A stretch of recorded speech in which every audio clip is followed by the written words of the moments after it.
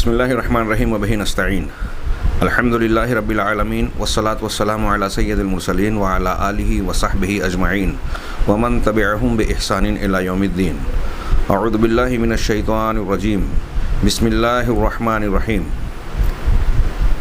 اللہ لا الہ الا هو الحی القیوم لا تأخذہ سنۃ ولا نوم لہ ما فی السماوات وما فی الارض من ذا الذی یشفع عنده الا بإذنہ يعلم ما بين أيديهم وما خلفهم ولا يحيطون بشيء من علمه إلا بما شاء وسع كرسيه السماوات والأرض ولا يؤوده حفظهما وهو العلي العظيم.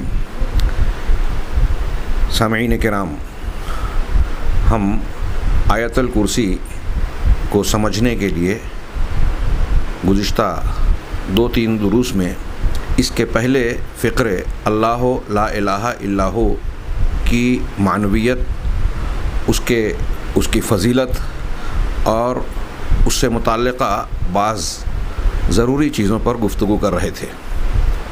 پہلا جملہ اللہ لا الہ الا ہو، کہ اللہ اس کے سوا کوئی معبود برحق حقیقت میں عبادت کے لائق ہے ہی نہیں. یہ ایک دعویٰ ہے جس کے متعلق ہم نے گزشتہ دروس میں یہ سنا کہ یہ دعویٰ ہی نہیں بلکہ اس کائنات کی سب سے عظیم الشان اور سب سے بڑی سچائی بھی ہے، سب سے بڑا عدل ہے، انصاف ہے. ظاہر سی بات ہے کہ جب یہ سب سے بڑی سچائی ہے تو اس کی ضد جس کو ہم شرک سے تعبیر کرتے ہیں وہ کائنات کا سب سے بڑا جھوٹ ہے. جب یہ سب سے بڑا انصاف ہے تو اس کی ضد یعنی شرک کائنات کا سب سے بڑا ظلم ہے. ان الشرک لظلم عظیم. اب یہ دعویٰ جب کیا گیا تو اللہ تبارک و تعالیٰ نے یوں ہی دعویٰ محض بیان نہیں کیا کہ بس ایسے ہی کہہ دیا اور لوگ یوں ہی مان لیں، بلکہ حجتوں کو اس دعوے کی تصدیق کے طور پر ایسی زبردست اور عظیم الشان حجتیں پیش کی. ہاں، یہ دعویٰ ہے اور اب اس دعوے کی آیت الکرسی کے آگے کے مضمون میں ایسی ناقابل تردید اور انتہائی واضح اور روشن دلیلیں بیان کی ہو رہی ہیں کہ یہ اللہ رب العزت کی آگے روشن اور واضح دلیلیں بیان ہو رہی ہیں جو اصل میں اللہ رب العزت کی ہمہ گیر اور عظیم الشان گواہی کا حصہ ہے. سب سے عظمت والی ذات کی طرف سے سب سے عظمت والی بات پر گواہی ہے. سب سے عظمت والی ذات اللہ تبارک و تعالی اور سب سے عظیم الشان بات لا الہ الا اللہ. اس پر ظاہر سی بات ہے کہ اللہ نے گواہی دی اور یہ اللہ کی گواہی کا حصہ ہے کہ اس نے مختلف دلیلیں انسانوں کے سامنے پیش کی، ایسی دلیلیں کہ جو کسی صاحب عقل و علم کے لیے قابل تردید نہیں ہے بلکہ اسے قبول کیے بغیر چارہ کار نہیں. اللہ تبارک و تعالیٰ نے کسی کے لیے یہ عذر چھوڑا ہی نہیں کہ بات سمجھ میں نہیں آئی، دلیل کی بنیاد پر دل مطمئن نہیں ہوا. زبردست اطمینان کے ادلہ اللہ تبارک و تعالیٰ نے روشن دلیلیں فراہم کی ہیں. اللہ تبارک و تعالیٰ نے اپنی ان گواہیوں کے تعلق سے سورہ آل عمران کی آیت نمبر 18 میں ارشاد فرمایا، یہ لا الہ الا اللہ اور اس کلمے کی گواہی کہ شہد اللہ انہ لا الہ الا ہو والملائکۃ واولو العلم قائما بالقسط لا الہ الا هو العزیز الحکیم. یہ پوری آیت ہے کہ اللہ نے گواہی دی، اللہ نے گواہی آشکارا کر دی کہ کوئی معبود ہے ہی نہیں، قابل عبادت کوئی ذات ہے ہی نہیں سوائے اس ذات یگانہ کے وحدہ لا شریک کے، جو عدل کے ساتھ تمام کارخانہ ہستی میں تدبیر و انتظام کرنے والی ذات ہے، قائما بالقسط. اور اسی بات کی یعنی لا الہ الا اللہ کی کہ کوئی معبود برحق نہیں ہے، اسی بات کی گواہی اللہ کے ساتھ ساتھ فرشتے بھی دے رہے ہیں، اسی بات کی گواہی. اور وہ فرشتے بھی اپنی شہادت دیتے ہیں اور وہ لوگ بھی یہ گواہی دے رہے ہیں جو علم رکھنے والے ہیں، وَأُولُو الْعِلْمِ. ہاں، کوئی معبود نہیں مگر وہی ایک طاقت و غلبے والا، وہی ایک ذات کے جو طاقت و غلبے والا اور حکمت والا ہے، اس نے اپنی طاقت و غلبے کے مطابق پوری کائنات ہستی کو اپنی کنٹرول میں رکھا ہے اور انتظام و انصرام کر رہا ہے، اور اپنی حکمت کی بنیاد پر اس کائنات کی ہر چیز کو عدل و انصاف کے ساتھ اس کے مقام پر رکھا ہے، عزیز و حکیم۔ اب یہاں اللہ تبارک و تعالیٰ کا یہ ارشاد بھی بڑا عظیم الشان اور بڑا معنی خیز وسیع مفہوم اپنے اندر سمیٹے ہوئے ہیں۔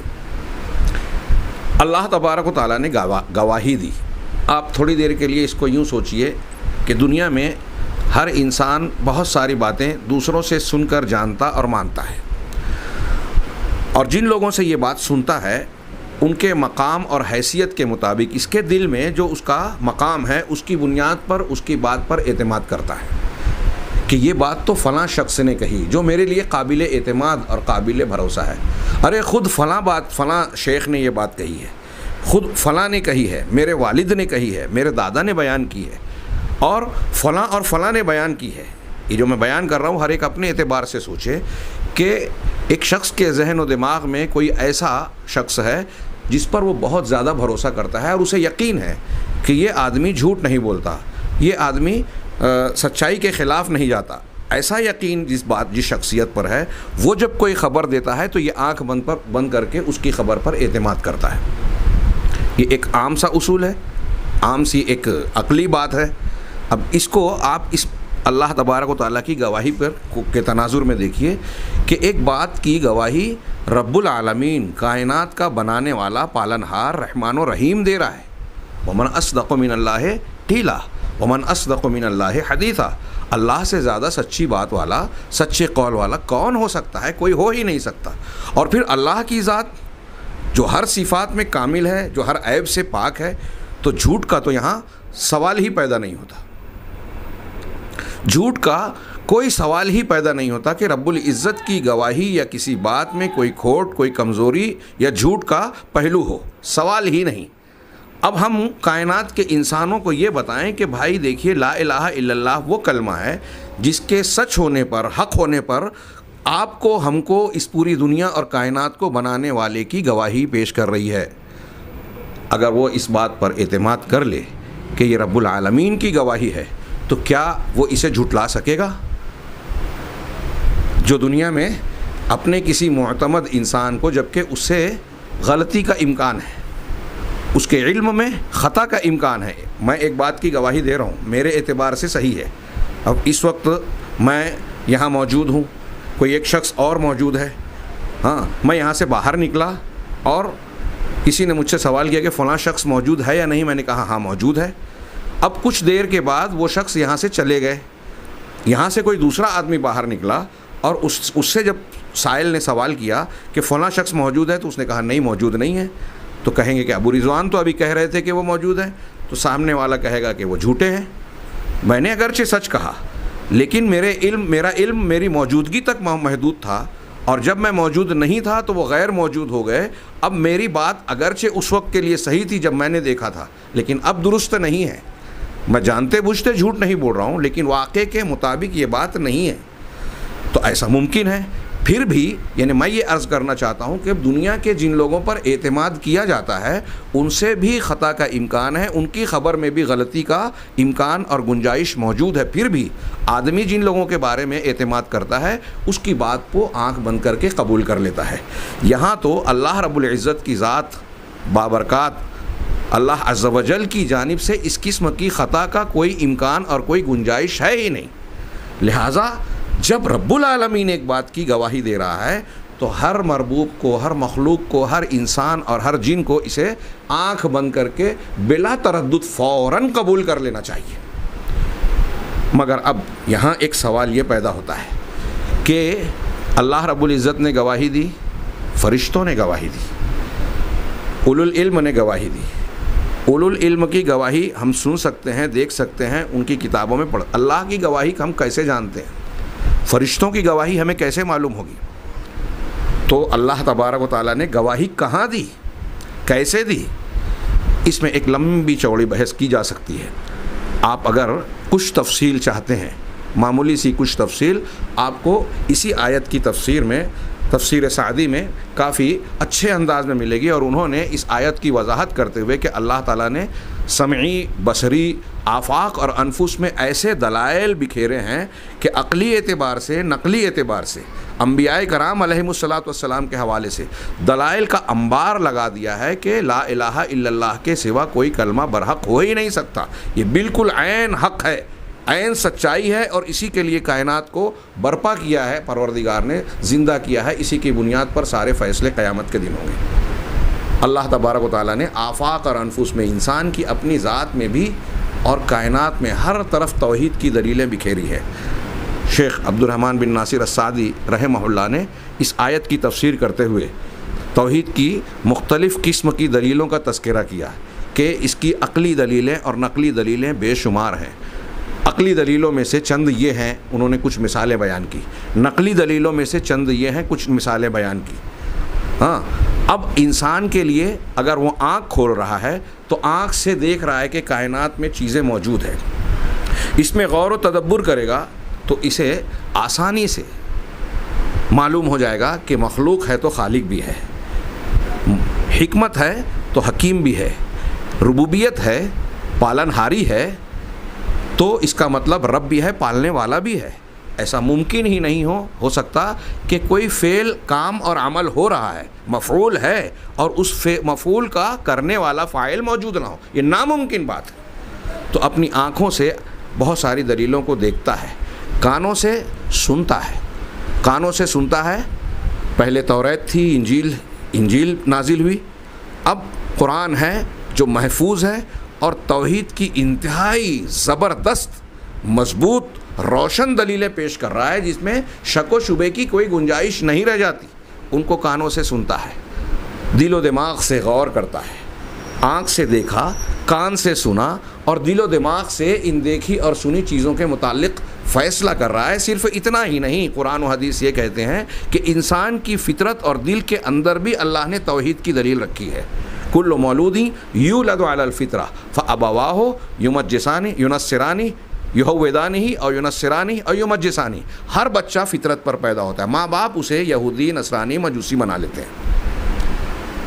ماں باپ یہودی بناتے ہیں، جو یہودی ماں باپ ہیں بچے کو یہودی بنا لیا، جو نصرانی ماں باپ ہیں بچے کو نصرانی بنا لیا، جو مجوسی ماں باپ ہیں انہوں نے مجوسی بنا لیا۔ اللہ کے نبی صلی اللہ علیہ وسلم نے جب یہ بات فرمائی تو اسلام کے علاوہ ارد گرد میں یہی 3 مذہب متعارف تھے، اس لیے ان 3 کا ذکر کیا۔ باقی سب مذہب بھی اس میں آ گئے کہ جو دوسرے مذہب ہیں اسلام کے علاوہ، جس مذہب کو ماں باپ مانتے ہیں اپنے بچوں کو وہی سکھا دیتے ہیں۔ لیکن اللہ کے رسول صلی اللہ علیہ وسلم نے فرمایا کہ ہر بچہ فطرت پر پیدا ہوتا ہے۔ تو فطرت کیا ہے؟ اللہ کے رسول صلی اللہ علیہ وسلم نے یہ نہیں کہا کہ ہر بچہ جو ہے ماں باپ اسے مسلم بناتے ہیں، کیونکہ وہ فطرت پر پیدا ہوا، وہ فطرت اسلام ہے۔ ماں باپ مسلمان نہیں بناتے، فطرت پر تو اللہ تعالیٰ نے پیدا کیا، پیدائشی انسان مسلمان ہوتا ہے، پیدائشی طور پر اللہ تبارک و تعالیٰ کا محکوم اور عابد ہوتا ہے، اس کا غلام اور بندہ ہوتا ہے، قرآن و حدیث کا ماننے والا فطری طور پر ہوتا ہے۔ تو اندر سے بھی علامہ ابن تیمیہ نے بڑی پیارے انداز میں ان کی اس فطری دلیل کی وضاحت کی۔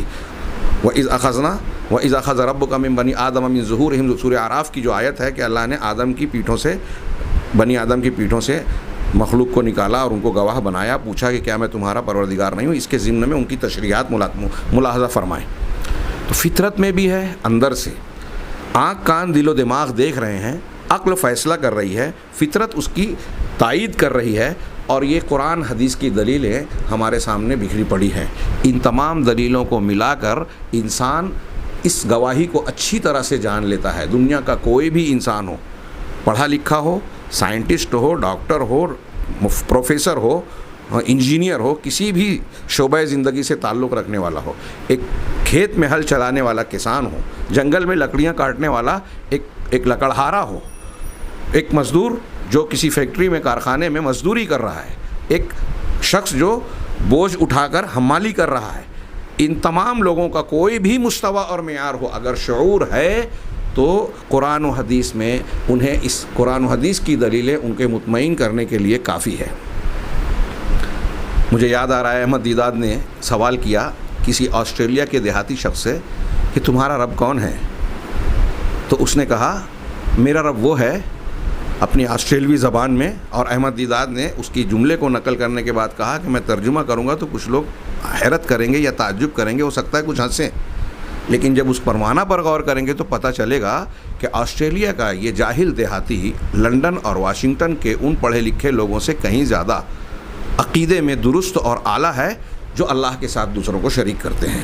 اس دیہاتی نے جو جواب دیا اس کا معنی اور مفہوم یہ تھا کہ میرا رب وہ ہے جسے حاجت نہیں آتی، یعنی جو پاخانے کے لیے نہیں جاتا۔ شیخ احمد دیداد رحمہ اللہ نے اس پر تبصرہ کرتے ہوئے کہا کہ آپ اس کے جواب پر غور کریں تو ہو سکتا ہے پہلے مرحلے میں آپ کو بھی عجیب سا لگے، لیکن اب جب آپ گہرائی میں غور کریں گے تو دیہاتی کی سادے اور دیہاتی انداز میں کہی ہوئی بات کو قرآن نے بڑے اعلیٰ انداز میں بیان کیا ہے۔ حضرت مسیح عیسیٰ علیہ السلام اور ان کی والدہ کو جو لوگ پوجنے کے لائق مانتے ہیں، اللہ کا بیٹا اور اللہ کا شریک ٹھہراتے ہیں، ان کی تردید کرتے ہوئے قرآن نے جہاں بہت سی باتیں کہیں، ارشاد فرمائی، وہاں ایک جملہ یہ کہا کانا یاکلان الطعام، کہ وہ دونوں یعنی حضرت عیسیٰ علیہ السلام اور ان کی والدہ حضرت مریم علیہ السلام، کانا یاکلان الطعام، وہ دونوں کھانا کھاتے تھے۔ اب تھوڑی دیر کے لیے سوچئے کہ قرآن اللہ کا کلام، اللہ کی کتاب ہدایت، کیا اس کتاب میں کسی کے بارے میں صرف یہ خبر دی جائے گی کہ وہ کھانا کھاتے تھے، وہ رات میں سوتے تھے، وہ فلاں کام کرتے تھے؟ اللہ کی کتاب یا کتاب ہدایت میں یہاں ہدایت کا پہلو کیا ہے؟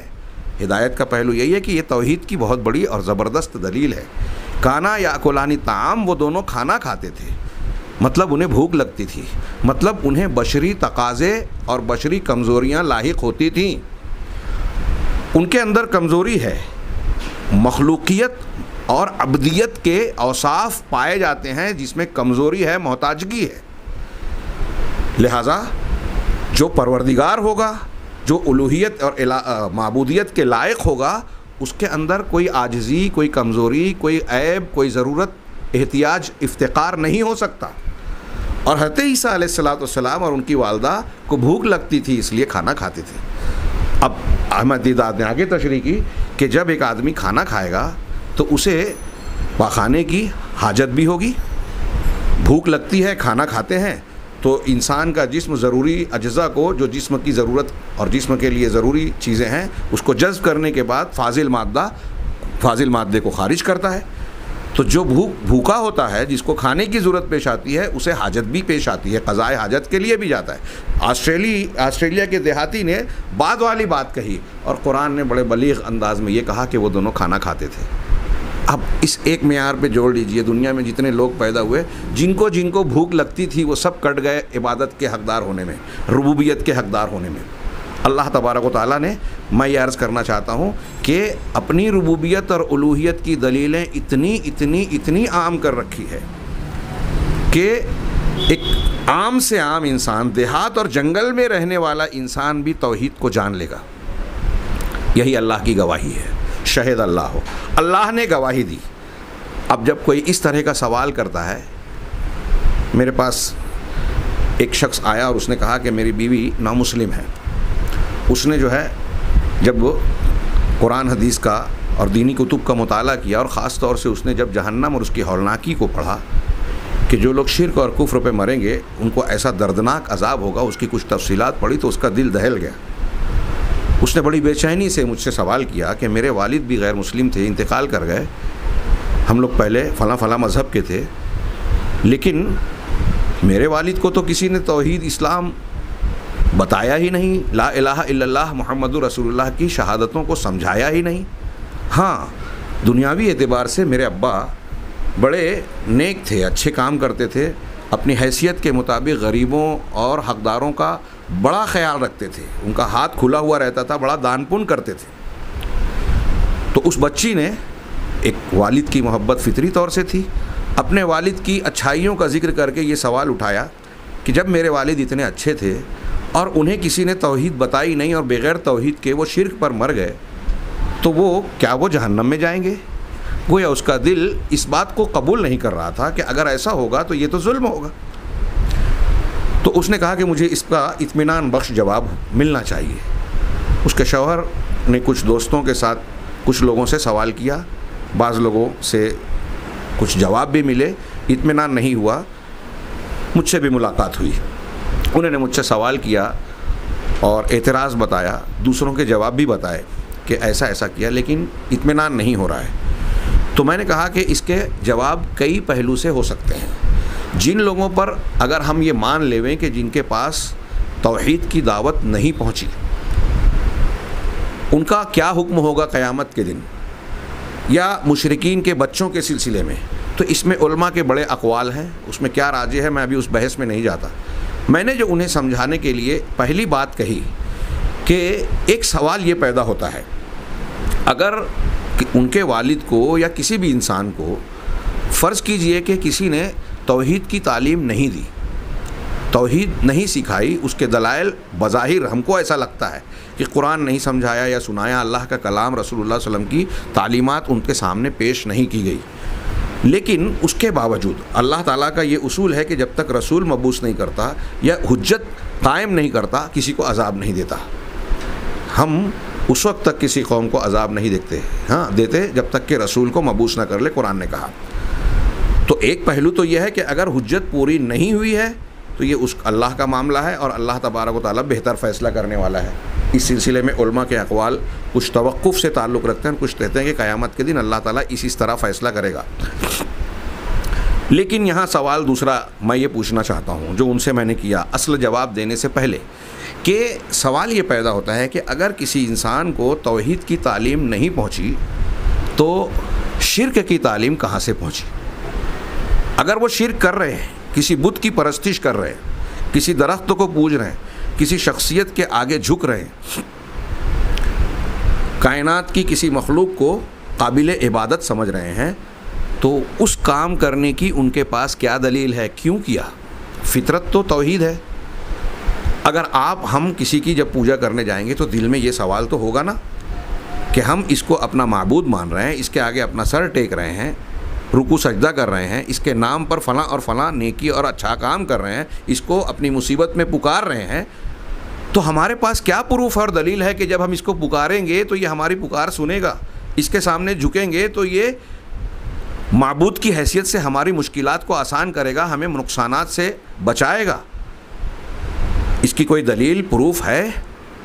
قرآن نے کئی مقامات پر کہا کہ یہ ایسے لوگوں کی پرستش کرتے ہیں کہ ما تعبدون الا اسماء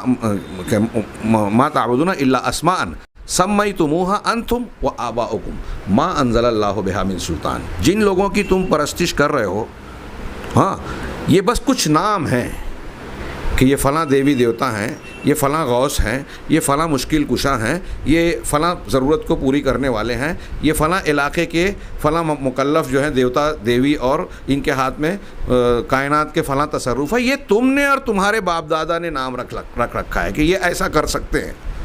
ما انزل اللہ بہا من سلطان، اللہ نے اس پر کوئی سلطان، کوئی واضح دلیل اتاری ہی نہیں ہے۔ تو شرک کے باطل ہونے کی اس سے پہلے بھی میں نے یہ جملہ کہا تھا، سب سے بڑی دلیل یہ ہے کہ اس کے حق ہونے کی ایک بھی دلیل نہیں ہے، ایک بھی دلیل نہیں ہے جس کو دلیل پروف کہا جائے گا۔ سائنٹیفک دور ہے آج کا، آج دنیا یوں بھی علمی دنیا کسی بات کو بغیر پروف کے، بغیر دلیل کے نہیں مانتی، اور ہم یہ کہتے ہیں کہ 1400 سال پہلے نازل ہونے والا دین قرآن اور نبی کریم صلی اللہ علیہ وسلم کی شریعت آج کے دور کے اعتبار سے بھی سب سے زیادہ سائنٹیفک ہے، سب سے زیادہ عقلی ہے، سب سے زیادہ دلائل سے مزین ہے۔ دنیا کا کوئی دین و مذہب اپنی باتوں کو جو مانتا ہے، سمجھاتا ہے، قبول کرتا ہے، اس پر اس طریقے سے دلیلیں قائم نہیں کرتا جس طرح اسلام اپنے دعووں پر دلیلیں قائم کرتا ہے، اور اس کا جو سب سے اصل الاصول بنیادی دعویٰ ہے لا الہ الا اللہ، اس پر جتنے پروف دیتا ہے، مجھ جیسے بلکہ مجھ سے بہت بڑے بڑے علماء کرام اس کو بیان کرتے رہیں، ختم نہیں ہوگی، ہماری زندگیاں ختم ہو جائے گی لیکن توحید کی دلیلیں ختم نہیں ہوگی، اتنے پروف ہیں۔ تو سوال یہ پیدا ہوتا ہے کہ توحید کی ہر انسان کو مطمئن کرنے والی بے شمار دلیلیں ہماری ذات میں، ہماری ذات کے باہر، پوری کائنات میں ہر طرف بکھری ہوئی ہیں، اللہ کی تمام کتابوں میں موجود ہیں، تمام فرشتے اس کی گواہی دے رہے ہیں، تمام علماء، اہل علم، معتبر علماء، انبیاء کرام جس میں سر فہرست ہیں، سارے کے سارے اسی کی گواہی دے رہے ہیں۔ اس کی تو اتنی دلیلیں موجود ہیں۔ اللہ کے ساتھ کسی اور کو اللہ کا حق دینے کی، جسے ہم شرک کہتے ہیں، اس کی کوئی ایک دلیل بھی موجود نہیں ہے، پھر کوئی کیوں کرے؟ اگر ہمارے دل و دماغ میں یہ سوال پیدا ہوتا ہے کہ فلاں آدمی نے بلا علم کے فلاں کی پوجا پرستش کر لی اللہ کو چھوڑ کر، تو اس سے غلطی کیا ہوئی، اس کو تو کسی نے سمجھایا نہیں، تو جواب ڈھونڈنے سے پہلے یہ سوال تلاش کریں، اس سوال کا جواب ڈھونڈیں کہ جب توحید کو کسی نے نہیں بتایا تو شرک کو کس نے سکھایا؟ اگر ہم نے ماحول میں دیکھا کہ لوگ بتوں کی پوجا کر رہے ہیں اور ہم بھی کرنے لگے، تو اسی ماحول میں ہمارے گرد و پیش میں دنیا میں ایسے لوگ بھی ہیں جو اس بت پرستی کو، جو اس شرک کو گمراہی، ظلم، شرک اور سب سے بڑا پاپ کہہ رہے ہیں۔ تو ایک انسان کے دل میں یہ خیال، یہ اعتراض اور الجھن اٹھنا چاہیے کہ جو عمل ہم کر رہے ہیں، پہلے تو ہماری فطرت میں بھی اس کے تعلق سے سوالات اٹھ رہے ہیں۔ دنیا کا کوئی مشرک ایسا نہیں ملے گا جس کے دل میں سوال نہ اٹھے۔ جو لوگ اسلام قبول کرتے ہیں، آپ ان سے سوال کیجئے، انٹرویو لیجئے، تو وہ یہ کہیں گے کہ جب وہ اللہ کے سوا دوسروں کی پرستش کرتے تھے تو ان کے دل میں سوالات اٹھتے تھے۔ وہ اپنے علماء سے، اپنے باپ دادا سے جب ان اعتراضات کو پیش کر کے سوال کرتے تھے، مطمئن ہونا چاہتے تھے، تو اطمینان دلائے بغیر عام طور سے ان کو خاموش کر دیا جاتا تھا کہ ہمارے پرکھے، ہماری قوم، ہماری نسل، ہمارے باپ دادا یہی مانتے آئے ہیں، لہٰذا اسی کو مانو۔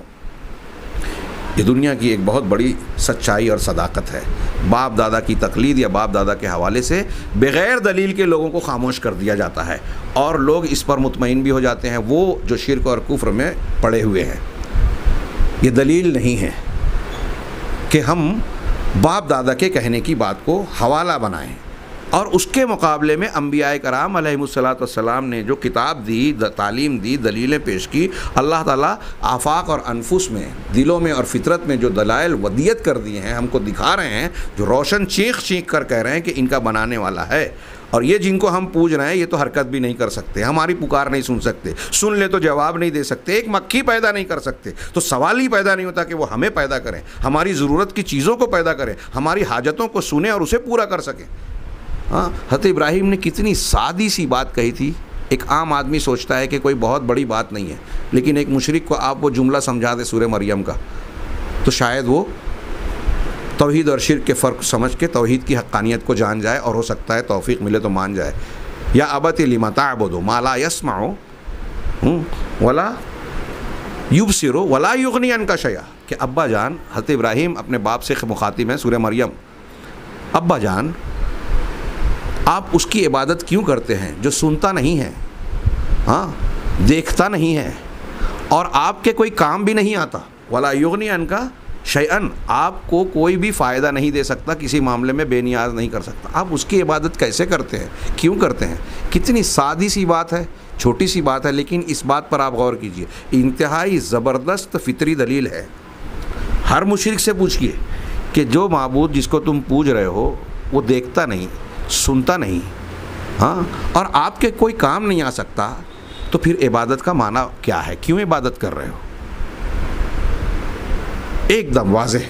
تو خیر بات تھوڑی سی پھیل گئی، لیکن بہت ہی اہم ہے، اور میں نے اس آیت کا جو حوالہ دیا، اس آیت پر بعض علماء نے بڑی لمبی چوڑی اور اچھی گفتگو کی ہے کہ اللہ تبارک و تعالیٰ نے گواہی دی، سمعی دلیلیں، آفاق اور انفس کی دلیلیں، اور کائنات اور فطرت کی ساری دلیلیں اللہ کی گواہی کا حصہ ہے۔ اللہ کا ایک نام ہے المؤمن، الشہید۔ مومن کا معنی جو امن دینے والا ہے، عام طور سے یہ معنی یہ کیا جاتا ہے۔ ایک اور بھی معنی ہے مومن کا، اہل سنت والجماعت کے علماء اسے بیان کرتے ہیں، عقیدے کی کتابوں میں آپ کو ملے گا کہ المؤمن وہ ہے جو سچے لوگوں کی سچائی پر دلیل قائم کرے اور بتائے کہ یہ سچا ہے۔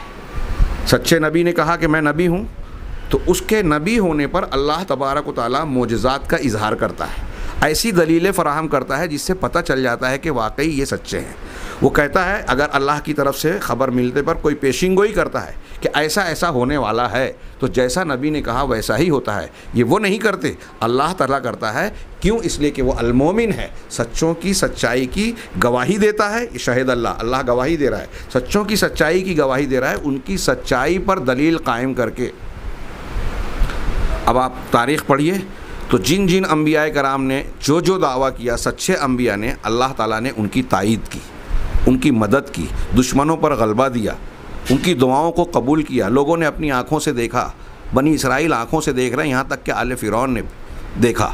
کہتے موسیٰ نے پانی پہ مارا اور پانی کے 2 بڑے پہاڑ کی طرح ٹکڑے ہو گئے, حصے بٹ گئے, بیچ میں دریا کے اندر راستہ بن گیا, وہ بھی سوکھا راستہ. موسیٰ علیہ السلام پوری قوم کے ساتھ اسے پار کر گئے.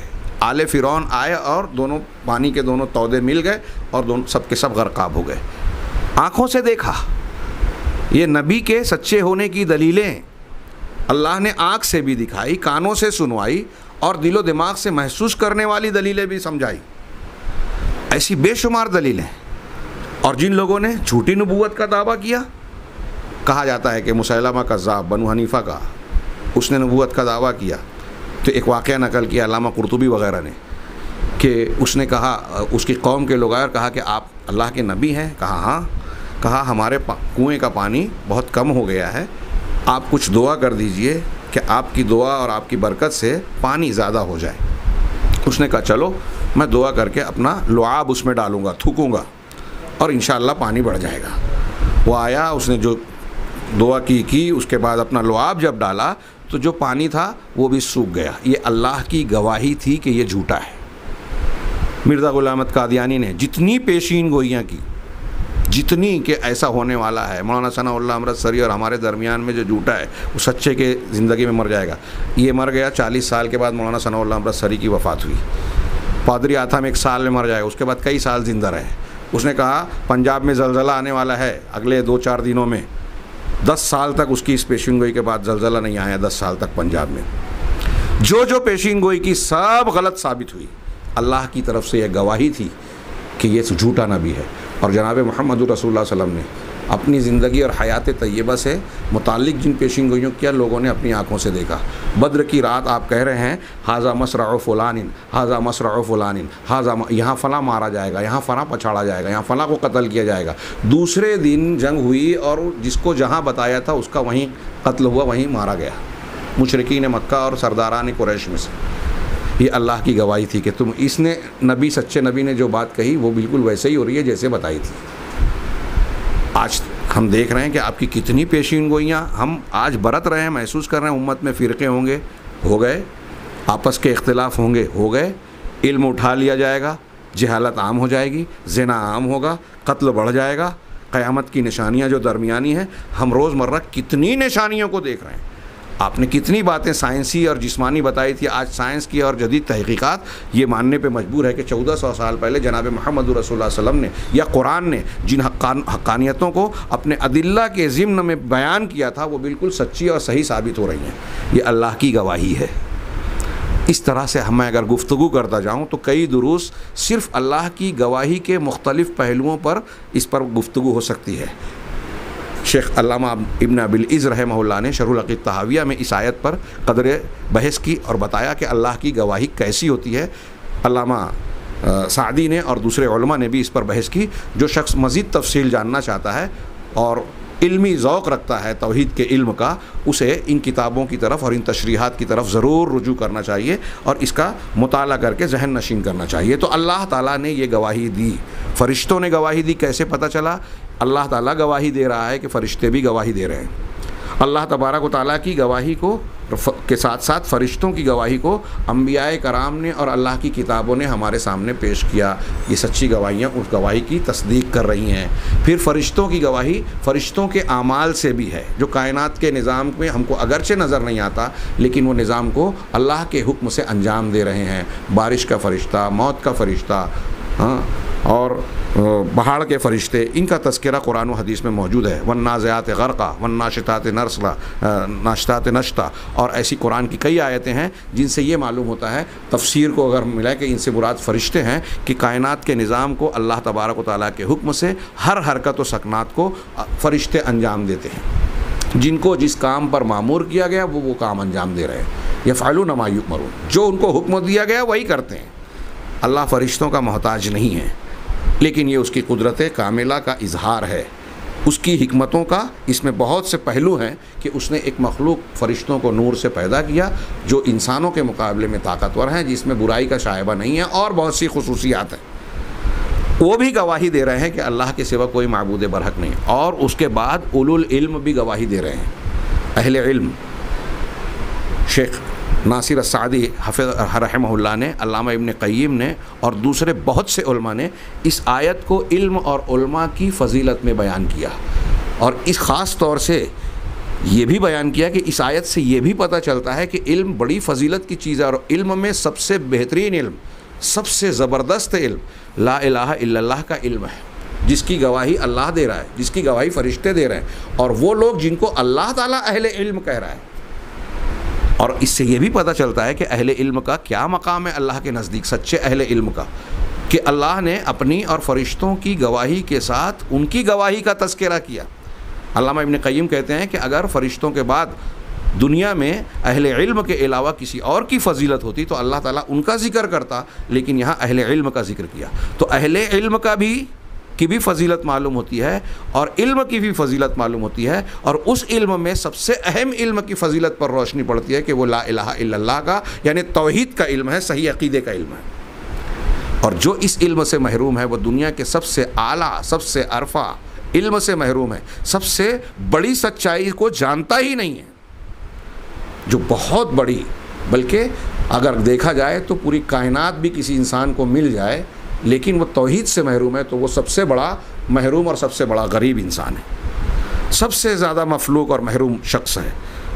تو بہرحال اس پہ اور بھی اس آیت پہ گفتگو کی جا سکتی ہے، لیکن میں نے آیت الکرسی میں اللہ تعالیٰ نے جو آگے اللہ لا الہ الا ہو کی دلیلیں دی ہیں اس کے سمجھانے کے لیے کہ یہ اللہ تعالیٰ نے آیت الکرسی میں جو اپنے اوصاف، صفات اور توحید کی دلیلیں بیان کی ہیں، یہ دراصل اللہ تبارک و تعالیٰ کی گواہی جو بہت سے پہلوؤں کو سمیٹے ہوئے ہے اس کا ایک حصہ ہے۔ اللہ تبارک و تعالیٰ نے اللہ لا الہ الا ہو کے بعد ارشاد فرمایا، یہ اللہ کی گواہی کی آگے دلیلیں ہیں کہ دعویٰ یہ صرف نہیں ہے کہ اللہ کے سوا کوئی معبود برحق نہیں ہے۔ کیوں نہیں ہے؟